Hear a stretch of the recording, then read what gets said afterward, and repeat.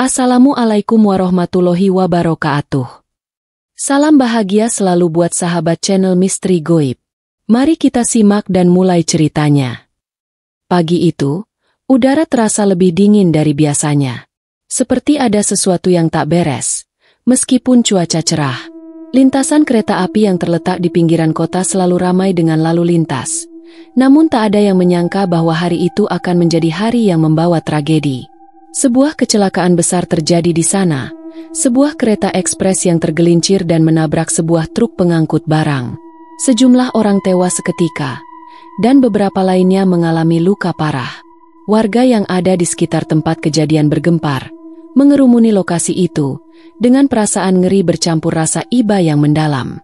Di antara para saksi mata, ada seorang pria bernama Arka.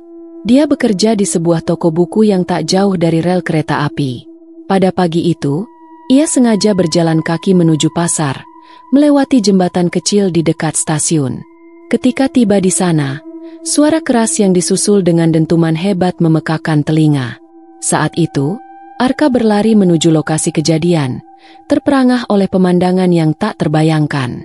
Banyak korban tergeletak di tanah, tubuh mereka hancur, darah menggenang di sana-sini, dan mayat-mayat tak bernyawa terseret jauh oleh kekuatan tabrakan. Namun, apa yang lebih mengerikan adalah senyum. Ya, meskipun tubuh-tubuh itu tak bernyawa, hampir semuanya, korban kecelakaan, terlihat seperti tersenyum. Sebuah senyum yang tak wajar, seperti senyum yang dipaksakan oleh kekuatan yang tak tampak. Arka merasa matanya tidak bisa mengalihkan pandangan dari senyum-senyum itu. Senyum mereka terasa begitu misterius, begitu menakutkan. Ia berusaha menenangkan diri, berpaling dari pemandangan mengerikan itu. Namun entah mengapa, senyum-senyum itu terus mengikutinya, seolah mengintai setiap langkahnya. Seperti bayangan yang tak bisa ia hindari. Arka berusaha melupakan kejadian itu dan kembali ke rutinitasnya. Tetapi sesaat ia merasa ada yang ganjil. Di kereta menuju rumah, di jalanan yang sunyi, bahkan di dalam mimpi-mimpinya, ia mulai melihat wajah-wajah itu. Wajah-wajah para korban kecelakaan yang tersenyum lebar, seolah mengejek ketakutannya. Semakin lama, senyuman itu semakin menakutkan. Hari-hari berlalu, tetapi kegelisahan di dalam diri Arka semakin menjadi-jadi. Wajah-wajah itu, dengan senyum yang tak wajar, semakin sering muncul. Tidak hanya di tempat-tempat yang biasa ia lewati, tapi juga muncul dalam keramaian, di antara orang-orang yang ia temui tanpa alasan yang jelas. Saat Arka berjalan menyusuri jalanan kota, terkadang ia melihat seorang wanita yang sedang berjalan ke arahnya, tersenyum kepadanya. Namun, ketika ia melangkah lebih dekat, wajah wanita itu berubah menjadi salah satu wajah korban kecelakaan. Wajah yang hancur, dengan senyum yang dipaksakan. Keanehan ini mulai mengganggu kesehariannya. Arka merasa seperti ada yang tidak beres dengan dirinya. Ada rasa tertekan yang menghimpit dada, membuat napasnya sesak. Apakah ini hanya halusinasi? Atau memang ada sesuatu yang lebih mengerikan yang mengikutinya? Setiap malam, ketika ia terlelap, mimpi buruk datang menghantuinya. Ia berada di tempat kecelakaan itu lagi, di mana tubuh-tubuh yang tergeletak tanpa nyawa terus menatapnya, dengan senyum yang semakin lebar. Dalam mimpi itu, mereka mulai bergerak, tidak seperti mayat pada umumnya, tetapi dengan cara yang aneh, seolah mereka masih hidup meskipun tubuh mereka rusak parah. Arka mencoba untuk berbicara dengan teman-temannya, namun mereka hanya menganggapnya terlalu stres akibat kecelakaan yang baru saja terjadi. "Kamu pasti cuma kelelahan," kata seorang temannya, mencoba menenangkan Arka. Tetapi, setiap kali Arka menutup mata, senyum-senyum itu selalu muncul kembali. Dan kali ini, mereka lebih dekat. Begitu dekat, hampir bisa dirasakan kehadirannya di dalam ruangan. Pada suatu malam yang penuh hujan, Arka memutuskan untuk mengunjungi tempat kecelakaan itu lagi. Meski tahu bahwa itu adalah tindakan bodoh, ia merasa ada sesuatu yang harus ia temukan di sana.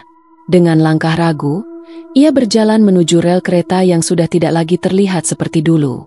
Pemandangan itu, meski sudah dibersihkan, masih menyisakan rasa ketakutan yang dalam.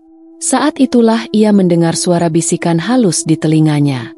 Arka menoleh, dan di depan matanya, berdiri satu persatu wajah-wajah itu, semuanya tersenyum kepadanya. Senyum yang semakin lebar, semakin menakutkan. Senyuman itu seperti berbicara kepadanya, namun tidak ada suara yang terdengar. Hanya bisikan yang bergema di dalam pikirannya. "Kamu akan menjadi bagian dari kami," bisik suara itu, membuat Arka terperangah.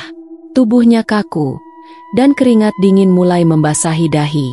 Ia berbalik dan berlari, tanpa menoleh lagi. Namun, seiring dengan setiap langkah yang ia ambil, wajah-wajah itu mengikuti, semakin dekat, semakin nyata. Arka merasa seperti terperangkap dalam dunia yang tak lagi mengenal batas. Seminggu setelah malam yang mengerikan di tempat kecelakaan, Arka merasa dunia di sekitarnya semakin rapuh. Setiap kali ia melangkah keluar rumah, wajah-wajah itu seolah menunggunya di setiap sudut, mengintainya dari balik rumunan orang, dari kaca jendela mobil yang melintas, atau bahkan dalam cermin di kamar mandi. Ia mencoba untuk berfokus pada pekerjaan, mencoba mengabaikan ketakutannya, tetapi itu hanya membuatnya semakin terguncang. Pada suatu malam, setelah pulang dari toko buku tempatnya bekerja, Arka memutuskan untuk berjalan kaki pulang, berharap udara malam yang dingin dapat meredakan kegelisahan dalam dirinya. Namun, saat ia melewati sebuah gang sepi, ia merasakan sesuatu yang berbeda. Jalanan terasa sunyi, lebih dari biasanya. Di kejauhan, ia melihat bayangan-bayangan yang bergerak pelan di antara gedung-gedung. Wajah-wajah itu lagi, tersenyum, mengamati setiap langkahnya. Wajah-wajah yang dulu ia lihat hanya di tempat kecelakaan, kini mulai muncul di mana saja, seolah mengikuti jejak kakinya, bersembunyi dalam bayang-bayang. Arka mempercepat langkahnya, namun semakin ia berlari, semakin banyak wajah-wajah itu bermunculan.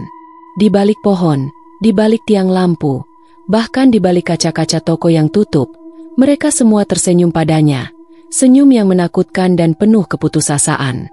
Setiap kali ia menoleh, wajah-wajah itu semakin dekat, semakin jelas. Dalam keputusasaannya, ia berteriak, memohon agar mereka pergi, tetapi tak ada yang mendengarnya. Suara teriakan itu hanya semakin memperburuk keadaan, seolah mengundang mereka untuk lebih mendekat. Di tengah pelariannya, Arka tiba-tiba terjatuh ke tanah, terperosok dalam lubang yang tidak terlihat.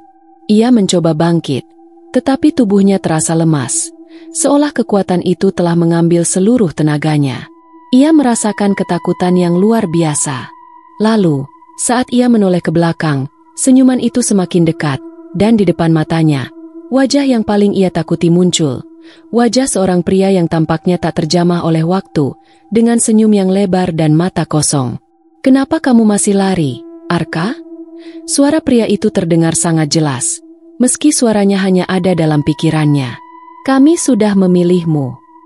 Seketika itu juga, Arka merasa dunia di sekitarnya mulai memudar, dan tubuhnya seolah tak lagi bisa bergerak. Ia berteriak sekali lagi, tetapi mulutnya terasa terkunci, suaranya hilang begitu saja. Wajah pria itu semakin mendekat, senyumannya semakin lebar dan mengerikan, seperti ingin menelan seluruh tubuhnya. Namun, ketika senyuman itu hampir menutupi pandangannya, Arka terbangun. Napasnya terengah-engah, keringat dingin membasahi tubuhnya. Ia sedang berada di tempat tidurnya, di rumahnya sendiri. Semua itu hanya mimpi, atau setidaknya itu yang ia kira. Namun saat ia menatap ke arah pintu kamarnya, sebuah bayangan muncul di sudut mata. Ia berbalik, dan untuk sesaat, wajah itu, wajah yang tadi ada dalam mimpinya, tersenyum padanya di luar jendela. Wajah itu ada di dunia nyata. Kini, senyumannya tidak hanya datang dalam mimpi. Panik merayapi tubuh Arka. Ia tahu, ia tak bisa lari lagi. Arka terdiam. Wajah itu, wajah yang tadi ada dalam mimpinya, berdiri di luar jendela kamar dengan senyum yang semakin melebar. Saat itu, malam terasa lebih gelap dari biasanya, dan udara seolah menjadi lebih berat, menekan dadanya. Arka memaksakan diri untuk berbalik, berusaha untuk tidak melihat lagi. Tetapi, setiap kali ia menutup matanya, senyum itu kembali muncul di benaknya, lebih jelas, lebih mengerikan.